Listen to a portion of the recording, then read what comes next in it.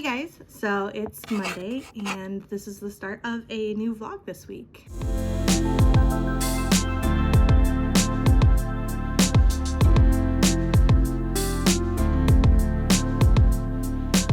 So I'm working on a video this week called Finding My Genre. It's going to be a series of videos where I read 5 books in one genre, and if one book gets a 4 or 5 star, then I will move on and read 5 more.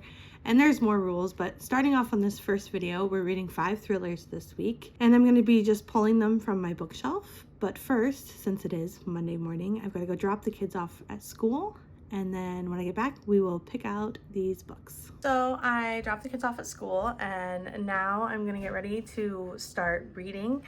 The first book I'm reading is called Such a Quiet Place. It's by Megan Miranda, I think.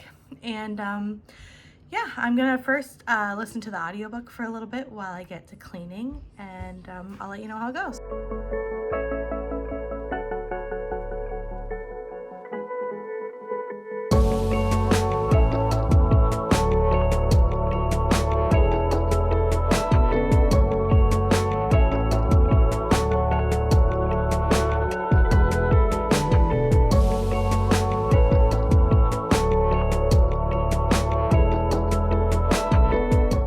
Okay, so I'm about 100 pages into A Quiet Place by Megan Miranda. And so far I'm really liking it. It's kind of a slower type of mystery. It's about this murder that happens in a neighborhood of this couple, the Truetts, and a girl that lived close by was basically arrested and tried for their murder. She was found guilty and sent to prison, but after like a year, or I think it's 14 months, she was let out and basically said that there was, things that happened in her trial and she basically wasn't guilty. So she goes back to the neighborhood, her name's Ruby, and moves back in with basically the protagonist of the book, which is Harper. Obviously, since it's a thriller, I don't want to give too much away. That is everything that you can find in the synopsis. I feel like being 100 pages in, I feel like something's about to happen, or if something doesn't happen, then maybe this is just too much of a slow burn for me. I don't know, we'll see, but I'm gonna continue reading before I have to grab the kids from school, and I will update you then. If there's ever a time in your life when you feel like you're right about something, but everything else makes you feel like you're wrong about something, let me tell you, you were right. And I was right. I have to go and pick up the kids really, really soon, but I was right in knowing that something was about to happen. And let me tell you, the something that happened, it wasn't like mind-blowing, but I didn't see it coming. If you've read this book already and you know what I'm talking about, then you might have been like, well, I saw that coming. I'm new to this, okay? I don't read a lot of thrillers, so I don't know all the tricks yet. And so I'm not quite as jaded as you. But so far I am thoroughly enjoying this book, and I can't wait to finish it tonight. So I just put the kids to bed, and I wanted to update you guys on Such a Quiet Place. This was so good. Slow burn, good mystery, good twist. I really enjoyed it. Solid 4 stars. This is exciting for me because this is the first book that means that I'm gonna keep reading thrillers to see if it's a genre that I really enjoy. And so far, I would say yes. So it's Tuesday, and I am getting ready to take the kids to school. But I wanted to talk about today's book, and today I'm going to be reading The Housemaid by Freida McFadden, which I know is like a pretty TikTok famous book, I think. I don't even own a copy of it. I'm actually going to be reading it on Kindle Unlimited today, but I am stretched for time a little bit because I also have to finish a chapter in my book today. So I may have to get the audiobook to listen to while I fold and make dinner. I'm gonna go get these kiddos off to school and I'll update you when I'm about 100 pages in. Okay, so I'm 100 pages into The Housemaid and I have to say I can't put it down. I don't think that's because it's particularly well written, but it is like fluffy, super dramatic, like page turner. Nothing too crazy has happened. The Housemaid is about a girl named Millie who has a criminal record, and they don't actually tell you what the criminal record was for, but she hasn't been out of prison that long and she's trying to get a job, but she's finding it hard to get a job as a maid because she can't pass the background checks. And finally she meets this family, and it's a mom, a dad, and a daughter. The mom's name is Nina and she is hired by them. That's about it, except for things are weird, and obviously I don't want to give away any spoilers. This is a whole spoiler-free vlog. Not everybody seems to be who they say they are, I guess, or I don't know. It's really hard to kind of explain without giving too much away, but basically the job is not exactly what Millie signed up for, but it's a lot of money. She needs the money, so she's gonna keep doing it, it seems like. Yeah, I can't put it down. And it's not like super well written, but it is kind of like, you know, it kind of reminds me of like those trashy romances that people read and they're just like total page turners.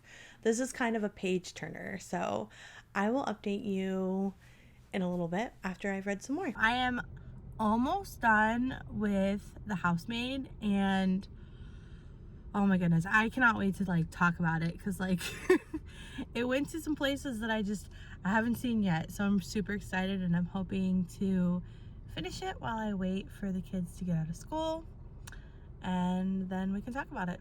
Thriller that you watch on the Lifetime channel. It just had a lot of like almost exaggerated drama, soap opera kindy feel to it. Cheesy in parts, not as predictable as I would think, but yeah, just not, I wouldn't say it's like A tier, it's like B tier fluff, but still so entertaining, and I would recommend it to a lot of people. So solid 4 stars because it entertained the hell out of me. Hi guys, so today is Wednesday. I am starting this vlog a little later than I normally would during the day because things are crazy and there's an early out today. So I'm really hoping to get through 2 books today. One is Survive the Night by Riley Sager. It's actually gonna be my first book by him, so I'm really excited. And the second one is a really short book called The Grown Up by Gillian Flynn. I'm gonna go ahead and get started reading, and I'll let you know which one I pick and how it's going.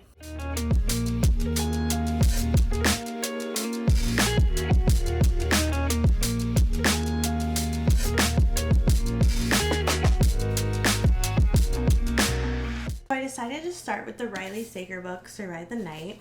I'm only about 69 pages into it, and I don't really know how I feel about it right now. There are some parts that are really cool in the way it's written, but that doesn't really have a whole lot to do with the plot of the book. Survive the Night is about a girl named Charlie who's going to college when her roommate passes away, and her roommate's actually murdered, and she decides that she's going to go home because she's having a really hard time grieving and dealing with it all. The book is set in 1991, so she can't exactly use Facebook or something to find a ride home because she doesn't drive, and she ends up going to a rideshare board and deciding to ride with a kid named Josh back to her hometown in Ohio. And that's basically where I'm at now. They're driving to Ohio. Because Charlie's really into movies, the cool thing about it is the book is written kind of like a screenplay. Each chapter starts out as a screenplay would start out, telling you, you know, where it's taking place and if it's dark or what time it is. And so that part's really cool, but so far that's pretty much the only thing that I've found interesting in this book. I'm about 170, a little over halfway, I guess, 173 pages in. And I was reading the synopsis to make sure that I didn't spoil anything. And it does say, you know, as they travel an empty, twisted highway in the dead of night, and increasingly anxious Charlie begins to think she's sharing a car with the campus killer. Is Josh truly dangerous? So the campus killer is who they said killed her roommate. And all I can think of throughout the entire story so far is don't get in the car. Okay, you're in the car. Well, let's not make any more mistakes. Get out of the car. Like, it just... I don't think the real question is whether or not Josh is dangerous. I think the real question is Charlie that dumb? I mean, she is just frustrating me at this point. So I guess we'll just see as we keep reading if Josh is dangerous or if Charlie is just stupid. I'm not sure which one will be more true. Okay, so the book was not as predictable as I thought it was. I still think that Charlie might be one of the most infuriating protagonists I've ever read about. That's it. That's all I'm gonna say. It was just okay. A lot of people talk about Riley Sager like he's the best thing that's ever happened to thriller books, and this book is a solid like 2.75 at the absolute most. I'm not giving up on him, I guess, because I know I have a few other books of his. I do still own a few more of his books that I would like to read, but yeah, this book did not do any favors for the whole finding my genre thing.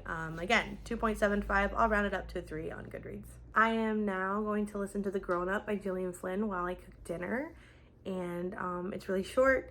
I'm gonna listen to the audiobook and I'll let you know before I go to bed how it ended up. These night updates do not do anything for, I need a light or something. Okay, so The Grown Up by Gillian Flynn, short story.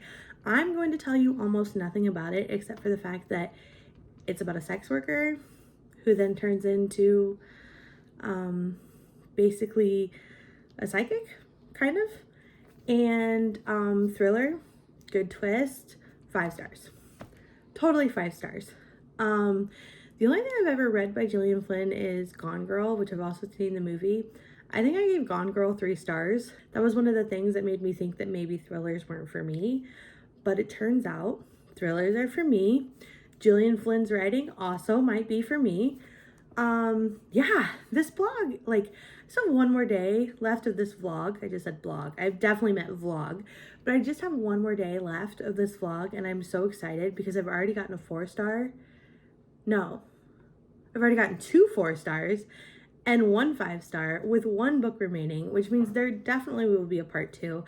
And I'm thinking about making it, so these are all books that I either had on my shelf or had seen and wanted to read.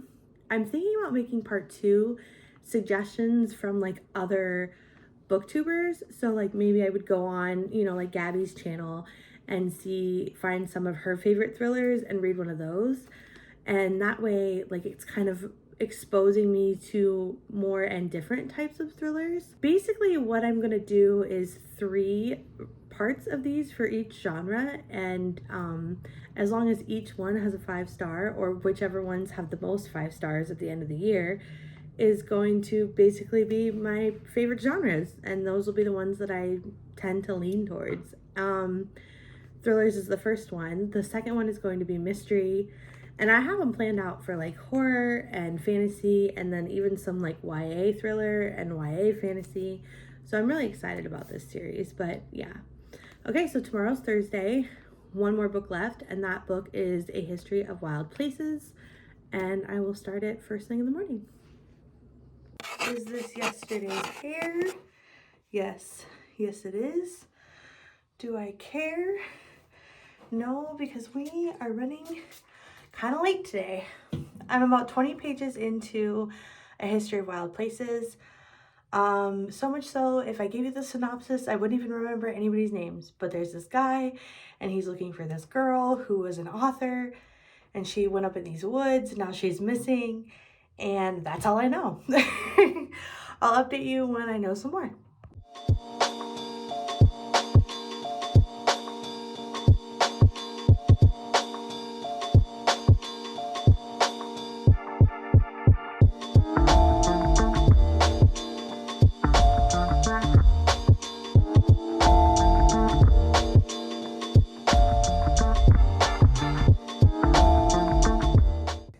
a good chance you're gonna hear little ones game in the background. Hopefully it's not too distracting.